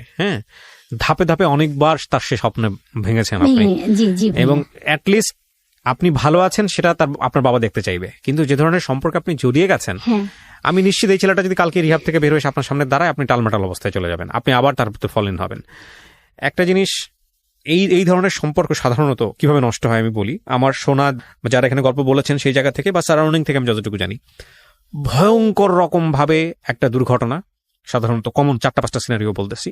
2 নাম্বার যেটা হচ্ছে সুইচ ইন করা, একটা সম্পর্কে থাকার পরে আরেকটা সম্পর্কে মুভ করা, যেটা সবচেয়ে ইজিয়েস্ট ওয়ে।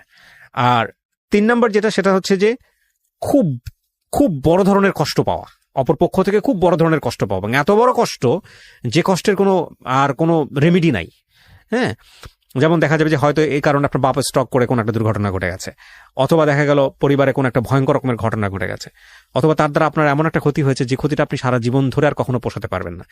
এই ধরনের ঘটনা ঘটলে সাধারণত এই রিলেশনশিপটা নষ্ট হয়।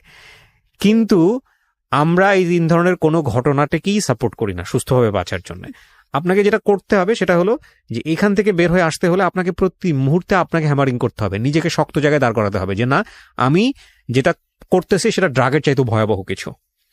এবং এটা সাইকোলজি বলে, যারা সাইকিয়াট্রিস্ট তারা ভালো বলতে পারবেন। প্রেমের সম্পর্কে যেখানে বাধা থাকে সেই সম্পর্কে সেখানে ভালোবাসা আরো অনেক বেশি তীব্র হয়। মানে নর্মালি আপনি কারোর সাথে রিলেশন করেন, সেখানে যে আবেগটা থাকে, যদি সেখানে বাধা থাকে তাহলে সেই বাধা যে পরিমাণ থাকে তার চেয়ে গতিবেগ, ওইখানে ইমোশনের গতিবেগটা অনেক বেশি হয়। আপনার ক্ষেত্রে বিষয়টা সেরকমই ছিল এবং এখনো সেরকম আছে। আমি অবশ্যই সুভা যে গল্পটা এখানে বলেছেন তার ভয়েস চেঞ্জ করা হয়েছে, তার পরিচিতি সমস্ত কিছু এখানে গোপন করা হয়েছে, কারো পরিচিতি এখানে রিভিল করা হয়নি, কিন্তু আমাদের সমাজে এরকম ঘটনা অহরহ ঘটে। আরেকটা যেটা আমি গল্পের মাঝখানে একবার বলেছিলাম যে কেন উনি ফল ইন হলেন, এইটা আমাদের সবার একটা বড় প্রবলেম, বিশেষ করে মেয়েদের ক্ষেত্রে এই জিনিসটা বড় প্রবলেম। সেটা হলো মেয়েরা টেক কেয়ার অনেক বেশি পছন্দ করে, রাইট? এত বেশি পছন্দ করে যে একটা মেয়েকে তাকে ইমোশনালি ব্ল্যাকমেইল করার জন্য বা তাকে ইমোশনালি গ্র্যাব করার জন্য তাকে একটা নির্দিষ্ট সময় পর্যন্ত টেক কেয়ার করলে মোটামুটি সে বুঝে যায় যে না, এই মানুষটা ছাড়া আমার দুনিয়া তার আর কেউ নাই। আর একটা বড় জিনিস হচ্ছে যেটা একটা মানুষ একটা মেয়েকে যখন আপনি ইমোশনালি গ্র্যাব করে ফেলবেন, তখন ওই মেয়েটা আপনার জন্য জীবনের সর্বোচ্চ জিনিস ত্যাগ করার জন্য প্রস্তুত থাকবে। তো এগুলো আসলে খুব সহজ সমীকরণ। অনেকে বুঝেও এই ধরনের সম্পর্কে জড়িয়ে যান, আর অনেকে না বুঝেও জড়িয়ে যান। তো আমার মনে হয় যে আসলে যখন আমরা ম্যাচিউর মানে অ্যাডাল্ট বয়স্ক হচ্ছি, এই যে কথাগুলো বলতেছি সেটা যে আমি যে একদম নিজেও খুব প্র্যাকটিস করি তা না, বাট আমাদের সবার করা উচিত। সেটা হলো যে একটা মানুষকে জীবনে নেয়ার ক্ষেত্রে আপনাকে যোগ বিয়োগ করে তবে নেওয়া উচিত। এবং মজার বিষয় হচ্ছে দেখবেন এই ইমোশন বা এই যে ফিলিংসটা আমি বহুবার বলেছি, এটা জীবনের একটা পর্যায়ে গিয়ে থাকে না। তখন থাকে ওই মানুষটার আচরণ কেমন, ওই মানুষটার ব্যক্তিত্ব কেমন, ওই মানুষটা আপনাকে কতটুকু ব্রিদিং স্পেস দিচ্ছে বাঁচার জন্য, এই বিষয়গুলো তখন থাকে। এবং ওই মানুষটার ফ্যামিলি কেমন, আপনার ফ্যামিলি কেমন, তাদের সাথে আপনার সম্পর্কগুলো কেমন, এগুলো খুব গুরুত্বপূর্ণ। হ্যাঁ, তো যেটা উনি বললেন না যে এই ছেলেটা একসময় যার পার্সোনালিটিতে কখনোই এরকম ছিল না যে সে হাউমাউ করে কান্নাকাটি করবে, হাতে পায়ে ধরবে, এগুলো ওনার লাইফে ঘটেছে কিন্তু, এবং উনি ওনার সর্বোচ্চ উইকনেসটা দেখাই দিচ্ছে ওনাকে। তো এগুলো সবার জীবনে ঘটে এই কারণে যখন উনি বাধাটা দিয়েছেন, যখন উনি বেশি রিজিড হয়ে গেছেন, তখন উনি আর নিজের জায়গা থেকে নিতে পারেননি।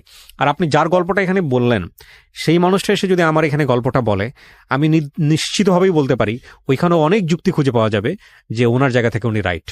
কারণ উনিও একটা ভালোবাসার সম্পর্কে আছেন এবং সেই সম্পর্ক থেকে উনি বিয়ে শাদী করেছেন, বাচ্চা হয়েছে, কোনো একটা নিশ্চয়ই প্রবলেম ছিল। মানুষ কখনোই হ্যাপি থাকলে এমন একটা জায়গা ক্রিয়েট করে না যেটা তার হ্যাপিনেসটাকে নষ্ট করে দিবে। আপনি অনেক মাথা নাড়তেছেন, হয়তো আমার দর্শকরা বুঝতেছে, তারা বুঝতে পারবে না। So she is agreeing with me, cause উনি জেনে শুনে নিশ্চয়ই ওনার হ্যাপিনেসটা নষ্ট করেনি। সুতরাং সেই জায়গাটায় কি ল্যাকটা ছিল, সেই ল্যাকটা বোঝাটা খুব জরুরি। একটু বলি, আমি কিন্তু এই কোশ্চেনটা ওনাকে করেছিলাম যে আপনার মানে ওনার ফেসবুক, ওনার ওয়াইফ কথা বলে আমার যেটা মনে হয়েছে ওনার ওয়াইফের সাথে, আমি ওনার ওয়াইফকে মানে ওনার ওয়াইফ কখনো কোনোদিনও আমাকে মানে আমার সাথে যত দুইবারই কথা হয়েছে উনি কিন্তু আমার সাথে কখনো খারাপ ব্যবহার করে নাই, সুন্দরভাবেই কথা বলছে। তো আমিও কিন্তু কখনো এই কারণে মানে আমাদের দুইজনের আমরা কেউ কাউকে কিন্তু অসম্মান করে কথা বলি নাই, উনিও করে নাই আমিও করি নাই, খুবই নর্মালি খুবই ভদ্রভাবে কথা হয়েছে। তো কথা বলে আমি ওনাকে মানে কোশ্চেন করছিলাম যে আমার জানা মতে খুব ভালো একটা আমি ওনার ওয়াইফের কথা বলতেছি, সে একজন অনেক বড়, মানে হোয়াট ওয়াজ ল্যাকটা কি ছিল? হ্যাঁ, উনি অ্যানসার কি দিয়েছে? ফ্যামিলি ভালো। হ্যাঁ, আমি বুঝতে পেরেছি অ্যানসারটা কি দিয়েছে। সে অ্যানসার দিছে যে ঠিক আছে, মানে আমি বলি যে আমি বলছি যে সে মানে তুমি যেরকম পারফেক্ট চাও তোমার ওয়াইফ কিন্তু এরকম পারফেক্ট, যেমন তুমি সবসময় আমাকে ব্লেম দিতে আমি পারফেক্ট না, আমি পারফেক্ট না। তারপর সে তখন অ্যানসারটা দিছে যে কিছু তো একটা অপূর্ণতা আছে, সেই অপূর্ণতাটা কি সে কিন্তু আমাকে কখনো বলে নেই। ওকে, আমরা সে অপূর্ণতা নাই বা খুঁজলাম পরোক্ষভাবে, তবে এটা ঠিক জীবনটা সবসময় অপূর্ণ, জীবনটা যে কোনো জায়গাতেই ডিস্যাটিসফাইড। কিন্তু এখানে কথা হচ্ছে যে অন্তত কিছু কিছু মানুষের ক্ষেত্রে এথিক্যাল জায়গায় কোনো কম্প্রোমাইজ করার কোনো সুযোগ নাই। যখন সন্তান হয়ে গেছে আপনি সে সংসারে সুখী নাই হতে পারেন, কিন্তু সন্তানের ভবিষ্যতের কথা চিন্তা করে হলেও আপনাকে সামনের দিকে এগিয়ে যেতে হবে। That is Y family, right? কারণ এই ইমোশন বলেন, এই প্রেম বলেন, এই ভালো লাগা বলেন, জীবনের একটা সার্টেন পিরিয়ড পর্যন্ত থাকে। কিন্তু বন্ডেজ, দায়িত্ববোধ, কিছু জিনিস ভালো লাগার বাইরে গিয়ে ক্রিয়েট করতে হয়। পিতৃত্ব বলেন, মাতৃত্ব বলেন, বিষয়গুলো তো আসলে তাই। সেই জায়গাটা থেকে আমার মনে হয় যে অস্ট্রেলিয়া যাওয়ার ডিসিশনটা থেকে আপনার সরে আসা উচিত। যদি সে রিহ্যাব থেকে ব্যাক করে, আমি আপনাকে বলবো definitely that will not be wise decision. কারণ আপনি একটা খুব সহজ একটা উদাহরণ দিয়ে আমি অনুষ্ঠানটা শেষ করতে চাই। আপনি জাস্ট তার ওয়াইফের জায়গাটা চিন্তা করেন। অস্ট্রেলিয়া যাওয়ার পরে যদি সে আরেকজনের প্রতি ফল ইন হয় এভাবে, আপনার ফিউচারটা কি হবে? সো আপনি একজন ওয়ার্কিং লেডি, রাইট? আপনি পয়সা রোজগার করেন, আপনি নিজের ডিসিশন নিজে দিতে পারেন। সেই জায়গা থেকে আপনার জন্য খুব কঠিন কিছু হবে না তার কাছ থেকে বের হয়ে আসার জন্য। Because you can choose your life. আপনাকে কেউ জবরদস্তি করে অন্য একটা জায়গায় দিয়ে দেবে না। আপনি হয়তো স্পেস নিতে পারবেন, কিন্তু একইভাবে সত্য এই ফ্রিডমটাও আপনাকে ভুল করতে বাধ্য করতে পারে। কারণ যেহেতু আপনি কারোর উপর ডিপেন্ডেন্ট না, আপনার ফ্যামিলির উপর ডিপেন্ডেন্ট না, আপনি ইচ্ছে করলে চাইলেই আপনি ওকে বিয়ে করে ফেলতে পারবেন যদি ও রাজি থাকে, আপনি রাজি থাকেন। সো এই জায়গাটা থেকে এইরকম ভুল না করাটাও একটা ওয়াইজ ডিসিশন হবে। সো প্রিয় দর্শক এবং শ্রোতা, আজকে উনি অকপটে স্বীকার করেছেন রেডিও পার্সপেক্টিভ থেকে যতটুকু পরিমাণ সম্ভব পরিচয় গোপন করে আমরা গল্পটা তুলে ধরেছি। এই গল্পের সেকেন্ড পার্টটা এটা আরো ভয়াবহ, যেটা ওনার জীবনে আসেনি, সেটা অনেকের জীবনেই হয়েছে, আমি নিশ্চিতভাবেই বলতে পারি। কারণ এটা এই গল্পটা কারো কারো জীবনে ফার্স্ট পার্ট, যারা আজকে এই গল্পটা শুনলেন। সেকেন্ড পার্টটা নিশ্চিতভাবেই এরকম যে সে হয়তো বিয়ে করবে এবং বিয়ে করার পরে তার যে জীবনটা হবে সেটা হবে বিষময় জীবন। আমরা সেই সেকেন্ড পার্টটা দেখতে চাই না কারো কারো জীবনে। যারা ঘটে গেছে তারাই বুঝবেন যে আমাদের সুভা আসলে কত বড় প্রবলেমের মধ্যে আছেন। সো সম্পর্ক যে জায়গাটাই থাকুক না কেন, যদি কখনো ভুল আবিষ্কার করেন আপনি যে না এই সম্পর্কটা ভুল, তাহলে আপনি সেখানে পজ দেবেন। প্রথম কাজ হচ্ছে পজ দেওয়া, যে না স্টপ, আমি ব্রেক করতেছি না, বাট স্টপ, এইখান থেকে আমি সামনের দিকে আর আগাবো না, এখান থেকে আর একটা পাও আমি সামনের দিকে আগাবো না। আমি ব্রেক করতেছি না, বাট নতুন কোনো কিছু যোগ করবো না। তারপরে আপনি প্রতি মুহূর্তেই চেষ্টা করেন যতটুকু আমি ক্লাইম্ব করেছি, যতটুকু আমি উচ্চতায়